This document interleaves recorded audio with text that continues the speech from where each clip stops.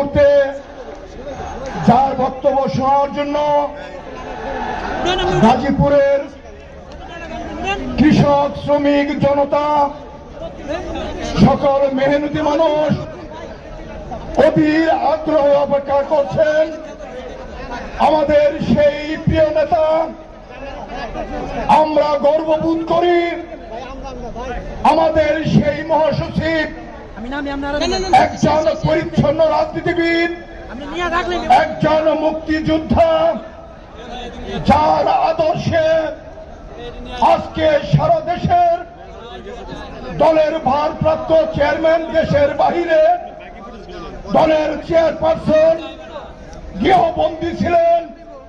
তারপরেও শত প্রতিকূলতার মধ্যেও বিএনপি ঐক্যবদ্ধ করে লড়াই সংগ্রামের মধ্য দিয়ে আজকে দেশকে একটি পর্যায়ে নিয়ে এসেছেন সেই প্রিয় সংগ্রামী মহাসচিব মির্জা ফখরুল ইসলাম আলমগীর বক্তব্য রাখবেন।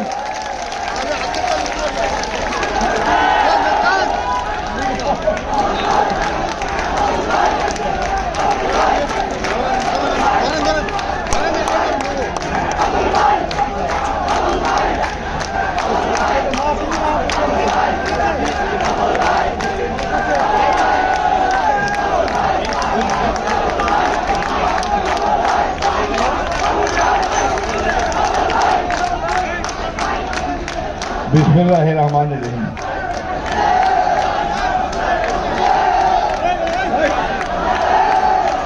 গাজীপুর মহানগর এবং জেলা শ্রমিক দল আয়োজিত আজকের এই শ্রমিক সমাবেশের সম্মানিত সংগ্রামী শ্রমিক নেতা সালাউদ্দিন আহমেদ,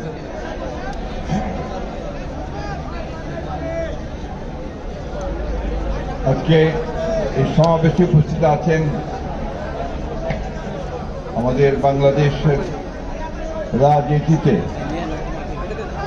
একজন নতুন তারকা, নতুন বলবো না, অনেকদিন ধরেই তিনি রাজনীতি করছেন এবং বাংলাদেশের রাজনীতিতে তার স্থান করে নিয়েছেন এবং পেশাগত জীবনে অত্যন্ত সাফল্যের পরিচয় দিয়ে এবং সর্বোপরি বাংলাদেশের অবিসংবাদী নেতা, গণতন্ত্রের নেতা দেশনেত্রী বেগম খালেদা জিয়ার চিকিৎসার বিষয়ে যিনি অনন্য ভূমিকা রেখেছেন, আমাদের জাতীয় স্থায়ী কমিটির সদস্য ডক্টর জাহিদ হোসেন, আমাদের কেন্দ্রীয় নেতৃবৃন্দ, এখানে আমাদের সঙ্গে উপস্থিত আছেন দেশনেত্রী বেগম খালেদা জিয়ার বিশেষ সহকারী শিমুল বিশ্বাস সহ কেন্দ্রীয় নেতৃবৃন্দ এবং এখানে কেন্দ্রীয় শ্রমিক নেতৃবৃন্দ, গাজীপুর জেলা মহানগরের বিএনপি অঙ্গ সংগঠনের সময় নেতৃবৃন্দ, শ্রমিক দলের নেতৃবৃন্দ এবং গাজীপুরের এই অঞ্চলের বিশেষ করে কালিয়াকৈর এবং আপনার এই আশুলিয়া কোলাবাড়ি এলাকার প্রিয় শ্রমিক ভাই ও বোনেরা, আসসালামু আলাইকুম। আমরা আজকে একটা বিশেষ প্রয়োজনে আপনাদের সামনে এসেছি। আমরা এখানে কোনো জনসভা করতে আসিনি। আজকে আমরা দেশের একটা অত্যন্ত গুরুত্বপূর্ণ সময় আপনাদের কাছে একটা কথা বলতে এসেছি। সেই কথাটা হচ্ছে যে আপনারা সবাই জানেন, যে আমরা দীর্ঘ 14-15 বছর ধরে সংগ্রামের পরে আমরা এই দুঃশাসন থেকে, ফ্যাসিবাদের হাত থেকে মুক্তি পেয়েছি, তাই না? হাসিনা থেকে মুক্তি পেয়েছি আমরা। খুশি হন নাই? সবাই খুশি হয়েছেন? জোর পাওয়া যায় না, কথায় জোর নাই।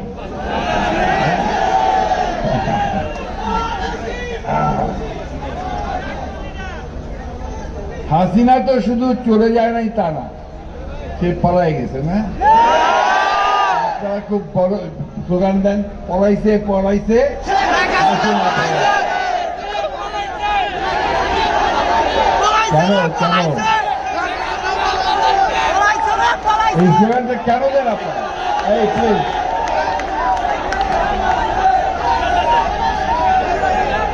কারণ এই শেখ হাসিনা দীর্ঘ 14-15 বছর ধরে এই বাংলাদেশের মানুষের উপর অত্যাচার নির্যাতন করে, ভাইয়া প্লিজ, অত্যাচার নির্যাতন করে আমাদের অসংখ্য মানুষকে হত্যা করেছে, শ্রমিককে হত্যা করেছে, ছাত্র হত্যা করেছে, এমনকি তারা নারীদেরকে হত্যা করতে দ্বিধাবোধ করেনি। নিজে ক্ষমতায় থাকার জন্য প্রধানমন্ত্রী থাকবে, এই কারণে সে বাংলাদেশের সমস্ত রাষ্ট্র ব্যবস্থাকে ধ্বংস করে দিয়েছে। কি দিয়ে ধ্বংস করার চেষ্টা করছে? এই সরকারের যে আপনার আমাদের রাষ্ট্রের, বাংলাদেশের রাষ্ট্রের যে বিভিন্ন প্রতিষ্ঠানগুলো আছে, বিশেষ করে পুলিশ বাহিনী, তাকে ব্যবহার করছে, তাই না? তাকে ব্যবহার করে, তাকে দিয়ে গুলি করে হত্যা করে, মিথ্যা মামলা দিয়ে জেলে নিয়ে গিয়ে নির্যাতন করে, অকথ্য অত্যাচার করে বাংলাদেশের মানুষকে একটা ভীতির রাজত্বে নিয়ে গেছে। তাই সে যখন ছাত্র শ্রমিক জনতার আন্দোলনের মধ্যে দিয়ে পালিয়ে গেছে, তখন এই দেশের মানুষ হাফ ছেড়ে বাঁচছে। এখন যাই হোক, আমাকে দম ফেলতে পারতেছি তো না, রাত্রে একটু আরাম করে শুতে পারতেছি না, তো খালি মনে যায় এই বোধহয় পুলিশ আসলো, এই বোধহয় আমেরিকার সন্ত্রাসীরা আসলো, ঠিক কিনা বলেন? ওই জায়গা থেকে বেরোয় আসছি তো, এই জন্যই মানুষ একটু আনন্দ করে বলে পলাইছে পলাইছে শেখ হাসিনা। বন্ধুগণ, এই যে শেখ হাসিনা পলাইছে এটা ঠিক, কিন্তু তার যে প্রেতাত্মা, ভূত, সেই ভূতগুলো এখন এই দেশের মধ্যে আছে। তারা ভুলতে পারে না, তারা এখানে যে চুরি চামারি দুর্নীতি লুট করে যে সাম্রাজ্য গড়ে তুলছিল, দেশের বাইরে সম্পদ পাঠিয়ে দিয়ে অসংখ্য সম্পদ তৈরি করছে, দেশের ভিতরে তারা বিরাট বিরাট বাড়ি ঘর তৈরি করে, খামার তৈরি করে, ব্যবসা বাণিজ্য তৈরি করে লুটে নিয়েছে পয়সা। ওই যারা করেছে তারা এটা ভুলতে পারে না, ভাবে আবার যদি শেখ হাসিনাকে ফিরে আনতে পারতাম, আবার লুট করতে পারতাম। সেই জন্য তারা বিভিন্ন জায়গায় দেশের বিভিন্নভাবে ষড়যন্ত্র করছে। সবচেয়ে বড় ষড়যন্ত্র চক্রান্ত তারা করছে কোথায়? এই শিল্প এলাকাতে, তাই না বন্ধুগণ? যে এলাকাতে শিল্প, বিশেষ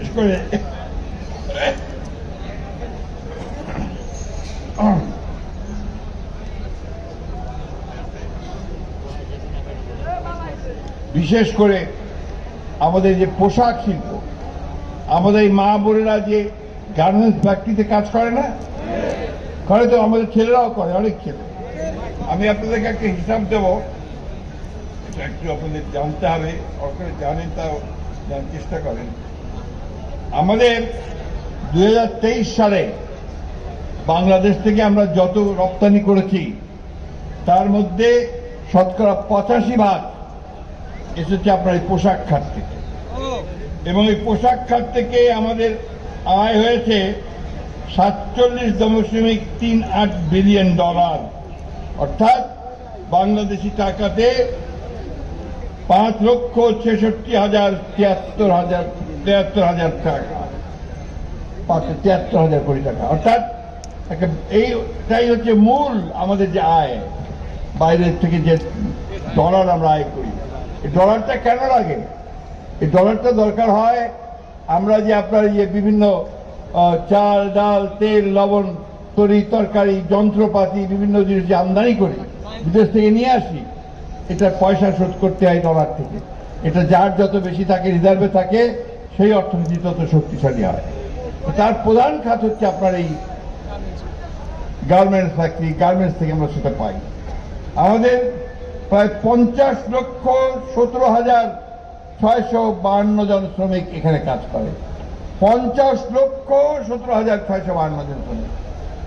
এখন ভাবেন, এই খাতটাকে, এই গার্মেন্টস ফ্যাক্টরিগুলোকে যদি ক্ষতি করা যায়, তাহলে বাংলাদেশের অর্থনীতি ঠিক থাকবে? আর কারা করতে চায়? যারা জোর করে আবারও সেই লুটপাট করতে চায়, তাই না? আর সেই সঙ্গে আরো একটা শক্তি আছে, এটা বাইরের শক্তি। তারা ভাবে যে যদি বাংলাদেশের খাত থেকে আমরা নষ্ট করে দিতে পারি তাহলে আমাদের খাত বাড়বে, আমাদের দেশের গার্মেন্টস বাড়বে, আমরা লাভবান হব, তাই না?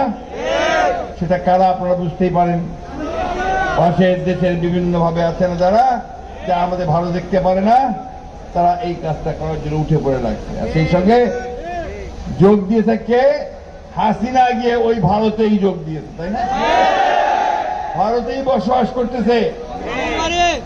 আমরা বারবার করে বলেছি, ভারতের কাছে অনুরোধ করেছি যে আপনার এমন একজন খুনি কে জায়গা দেবেন না, গণহত্যা যে করেছে তাকে জায়গা দেবেন না, যে আমাদের বাংলাদেশে গণতন্ত্র ধ্বংস করেছে, মানুষকে খুন করেছে এবং অনেক গণহত্যার আসামি হয়েছে, তাই না? তারা এখন পর্যন্ত কোনো কিছু বলেনি। ভাই, আমি সরকারকে, বর্তমানে যে আমাদের অন্তর্বর্তীকর্তা সরকার আছে, তার কাছে আহ্বান জানাবো, আপনারা অবিলম্বে এই গণহত্যাকারী, দেশ ধ্বংসকারী, রাষ্ট্রবিরোধী, গণতন্ত্র বিরোধী শেখ হাসিনাকে দেশে ফিরিয়ে নিয়ে এসে অভিযোগগুলোর ভিত্তিতে তার বিচারের দাবিতে ভারতের কাছে চিঠি দেন তাকে ফেরত দেওয়ার জন্য। আমরা বারবার করে বলেছি যেমন কাউকে আশ্রয় দেবেন না যারা বাংলাদেশের ক্ষতি করেছে। এটা আমরা আবারও ভারতের কাছে অনুরোধ জানাচ্ছি, দয়া করে এই গণহত্যাকারী, মানুষ খুনি হাসিনাকে দেশে ফেরত পাঠাবার সকল ব্যবস্থা করুন। সরকারকে আবারও বলছি, আপনি তার জন্য যে আইনগত ব্যবস্থা আছে সেই আইনগত ব্যবস্থা গ্রহণ করুন। বন্ধুগণ, সেই কারণেই আজকের এই সভা। ওই শয়তানরা বুঝবে না, কিন্তু আমরা যারা মানুষ আছি, সাধারণ মানুষ আছি, আমার সামনে তরুণ যুবকরা সবাই আছে, তাই না? এই দেশটার জন্য তোমরা অনেক কষ্ট করেছো তো। আমাদের ছাত্ররা প্রাণ দিয়েছে না? আমাদের শ্রমিক ভাইয়েরা প্রাণ দিয়েছে। আমার একটা হিসাবে, প্রথম আলোর প্রথম যে হিসাব, তাতে আমি যে আপনার ওই যারা আহত হয়েছে, বুলেটে আহত হয়েছে, বিভিন্নভাবে ক্ষতিগ্রস্ত হয়েছে, গুলিতে আপনার পুলিশের, আমি হাসপাতালে দেখতে গিয়েছিলাম, পোস্টপুর হাসপাতালে। তার মধ্যে শতকরা 60 জন হচ্ছে আপনার শ্রমিক, 60 জন শ্রমিক। কেউ আপনার গার্মেন্টসের শ্রমিক, কেউ চায়ের দোকানে কাজ করে, কেউ আপনার আপনার ওই আপনার লেদ মেশিনের যে ফ্যাক্টরি আছে সেখানে কাজ করে, পরিবহন শ্রমিক, এই সব মিলিয়ে আপনার এই শ্রমিকরা আছে। এই শ্রমিক ভাইয়ের অবদান কোনো অংশে কম নয়। আমি কাউকে এখানে ছোট বড় করে দেখতে চাই না, কি সত্য কথা হচ্ছে এটা, যে আজকে বাংলাদেশের সমগ্র মানুষের ত্যাগ তিতিক্ষার বিনিময়ে, তাদের রক্তের বিনিময়ে আজকে এই আমরা হাসিনা মুক্ত হতে পেরেছি, ফ্যাসিবাদ মুক্ত। এটাকে রক্ষা করার দায়িত্ব কার? যারা আমাদেরকে ক্ষতিগ্রস্ত করেছে তাদের না আমাদেরকে এটা রক্ষা করতে হবে। বন্ধুগণ, সেই জন্য যখন প্রথম গোলযোগ শুরু হয়েছে, আমরা আপনাদের এখানকার বিএনপি নেতা আছেন, শ্রমিক নেতা আছেন, তাদের সকলকে অনুরোধ করেছি যে আপনারা অবিলম্বে আপনারা এই এলাকাগুলোতে যান, শ্রমিক ভাইদেরকে নিয়ে, আমাদের বিএনপি নেতা কর্মীদের নিয়ে সেই জায়গায় আপনারা অবশ্যই একটা রক্ষাব্যূহ তৈরি করেন, যেন কেউ কোনো ক্ষতি করতে না পারে। বন্ধুগণ, স্বাধীনতা অর্জন করা যেমন একটা বিরাট কাজ, তেমনি এটাকে রক্ষা করাও একটা বিরাট কাজ। মাফ করবেন, আমার বয়সও হয়ে গেছে, শরীরটা ভালো না।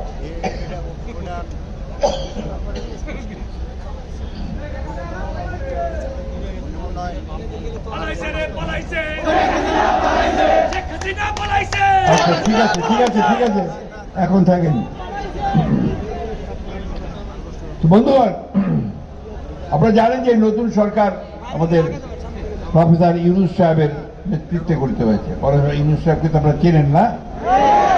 বিরাট মানুষ, নোবেল পুরস্কার পাইছে, তাই না?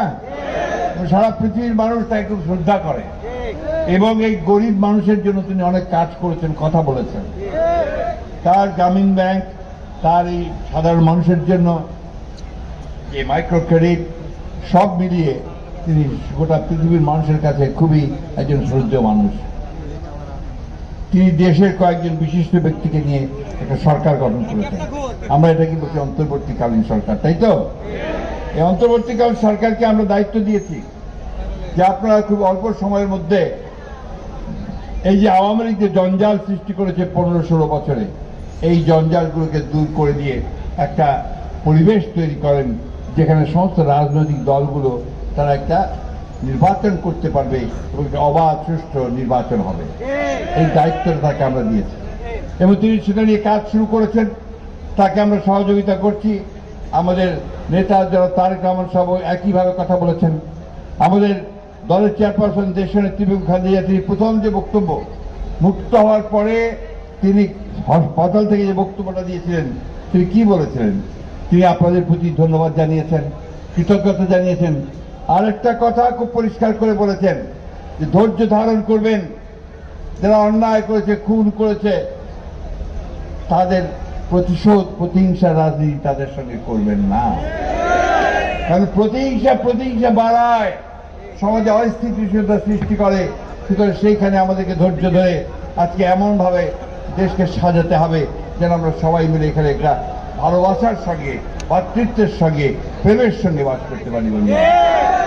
সেই পরিবেশ সৃষ্টি করার জন্য আমরা তাদেরকে দায়িত্ব দিয়েছি। তারা কাজ শুরু করেছেন। আমরা আশা করব যে তারা অতি দ্রুত এই কাজটি শেষ করবেন, দেশে একটা সুন্দর পরিবেশ তৈরি করবেন এবং সেই পরিবেশের মধ্যে দিয়ে আমরা যেন সবাই রাজনৈতিক দলগুলো আমাদের যে বক্তব্য, আমাদের কথা নিয়ে জনগণের সামনে যেতে পারি, জনগণ সেটাকে বেছে নিবে, তাই না? বন্ধুগণ, কথাটা খুব পরিষ্কার। আমরা ভোট দিতে চাই।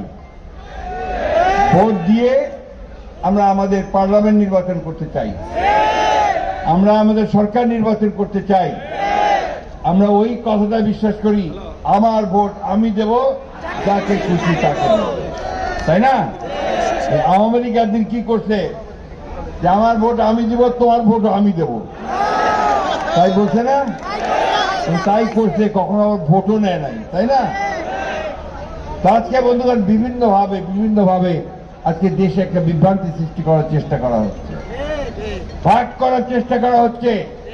যে আমরা যে লড়াইটা করেছি গত 15-16 বছর ধরে, এই লড়াইটা সবাই ঐক্যবদ্ধ হয়ে করেছে। আমরা বারবার ডাক দিয়েছি জাতীয় ঐক্যের। আমাদের ভারপ্রাপ্ত চেয়ারম্যান সাহেব তারেক রহমান সাহেব জাতীয় ঐক্যের ডাক দিয়েছেন। আমরা সকল রাজনৈতিক দলগুলো একসাথে আমরা যুগপৎ সংগ্রাম করেছি, লড়াই করেছি, তাই না? আপনারা এখানে অনেক সংগ্রাম করছেন না? আপনারা অনেক হরতাল করছেন না? করছেন তো? সেইটাকে ধরে রাখতে হবে তো। আবার আওয়ামী লীগকে আসতে দেবেন নাকি?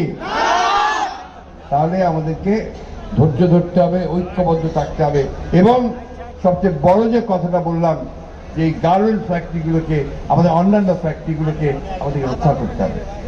ভাই, খুব দুঃখের কথা, আজকে আমি এখানে আসার আগেই আপনার প্রাণ গোষ্ঠীকে চিন, প্রাণের জুস, প্রাণের মশলা, এগুলো খুব পপুলার না, খুব বেশি চলে। তো তার যিনি মালিক আমাদের অফিসে আসছিলেন, খুব দুঃখ করে বললেন যে আমরা তো এখানে উৎপাদন করছি, সেই উৎপাদন ভারতের সঙ্গে পাল্লা দিয়ে আমরা বিদেশেও রপ্তানি করতে পারছি, কিন্তু এখন আমাদের বিরুদ্ধে ষড়যন্ত্র শুরু হয়েছে, আমাদের ফ্যাক্টরিগুলোতে গোলমাল করার চেষ্টা করা হচ্ছে, সেখানে আমরা কোনো প্রোটেকশন পাচ্ছি না। আমি অনুরোধ করব সরকারকে যে আপনারা অতি দ্রুত এই সমস্ত শিল্প কলকারখানাগুলো যেগুলো আপনার আমাদের অর্থনীতিতে সবচেয়ে বেশি অবদান রাখে, তাদেরকে রক্ষা করবার জন্য ব্যবস্থা গ্রহণ করুন। টাস্ক ফোর্সের ভিত্তিতে, জরুরি ভিত্তিতে আপনারা এই ব্যবস্থা গ্রহণ করুন। আপনারা মালিকদের সঙ্গে, শ্রমিকদের সঙ্গে, শ্রমিক ভাইদের সঙ্গে সভা করুন, কথা বলুন এবং তাদের মাধ্যমে এই দেশকে রক্ষা করার চেষ্টা করুন। আমি বক্তব্য দীর্ঘ করব না, আমি আপনাদের সামনে আগের মতো জ্বালাময়ী বক্তৃতা করব না। আমি শুধু একটা কথা আপনাদেরকে আবারও বলতে চাই যে অনেক কষ্ট করে, ভাই, একবার 1971 সালে আমরা স্বাধীনতা যুদ্ধ করেছিলাম। এখানে যে হাসান ভাই বসে আছেন আর অনেকে আছেন যারা আমরা স্বাধীনতা যুদ্ধ করেছি। সেদিন পাকিস্তান সেনাবাহিনীর বিরুদ্ধে, গণহত্যার বিরুদ্ধে আমরা রুখে দাঁড়িয়েছিলাম এবং এই আপনাদের গাজীপুর ছিল একটা বড় একটা জায়গা যেখানে প্রতিরোধ সৃষ্টি হয়েছিল। তার সে পাকিস্তান সেনাবাহিনীর বিরুদ্ধে সেদিন মানুষ রেখে দাঁড়িয়েছিল, তাই না? তখনও ওই আওয়ামী লীগ 72 সালে ক্ষমতায় এসে আমাদের সেই স্বপ্নকে চেতনাকে সে ধ্বংস করে দিয়েছিল। আবারও এবারও 2008 সালে ক্ষমতায় আসার পর থেকে সে পরিকল্পিতভাবে গণতন্ত্রকে ধ্বংস করেছে, আমাদের অধিকারগুলোকে ধ্বংস করার চেষ্টা করেছে, দেশকে আবার একেবারে শূন্য কপট দক্ষিণ করার চেষ্টা করেছে। আমরা সেখানে আর ফিরে যেতে চাই না। চাই আমরা? আমাদের বয়স হয়ে গেছে, আমরা কিছুদিন পরে এই পৃথিবীতে থাকবো না, কিন্তু এই তরুণরা থাকবে, এই যুবকরা থাকবে, ছাত্ররা থাকবে, শ্রমিকেরা থাকবে, তাদের দেশটাকে তাদের মতো করে গড়ে তুলতে হবে বন্ধুগণ। আজকে নতুন বাংলাদেশ গড়ার কথা এসেছে। আমরাই বলেছি 2 বছর আগে 31 দফা দিয়েছিলাম, বারবার করে বলেছি যে 31 দফার ভিত্তিতে দেশের সত্যিকার অর্থে গণতান্ত্রিক রাষ্ট্র নির্মাণ করতে হবে, মানুষের অধিকারগুলোকে নিশ্চিত করতে হবে। আজকে চমৎকার একটা পুলিশ ব্যবস্থা, চমৎকার একটা বিচার ব্যবস্থা, চমৎকার একটা আপনার প্রশাসন ব্যবস্থা, অর্থনীতি সমস্ত সুন্দর করে গড়ে তুলতে হবে। সেই লক্ষ্যেই আমাদেরকে কাজ করতে হবে।